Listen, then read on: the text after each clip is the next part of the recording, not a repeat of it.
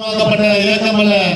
பிரிட்டிஷார்களுக்கு வெள்ளையனை வெளியேறு, அதிகாரத்தை நாங்கள் பார்த்துக் கொள்வோம், நாங்கள் ஆட்சியை பார்த்துக் கொள்வோம் என்று சொல்லி கட்சி அன்றே துவங்கப்பட்டதால் அப்பேற்பட்ட ஒரு கட்சி இன்று தமிழகத்தில் 2026 மீண்டும் மக்களுக்கு ஒரு இந்து உணர்வோடு இந்து தர்மத்தை காக்க வேட்பாளரை நிப்பாட்ட வேண்டும் என்று துடிப்போடு இன்று இளம் தலைவராக திரு காமராஜ் அவர்கள் இங்கே அந்த கூட்டத்தை ஏற்பாடு செய்து இன்னும் சிறிது நேரத்தில் எந்தெந்த தொகுதியில் எந்தெந்த மாவீரர் வேட்பாளர்கள் நிற்க போகிறார்கள் என்று நமக்கெல்லாம் அறிமுகப்படுத்த போகிறார்கள்.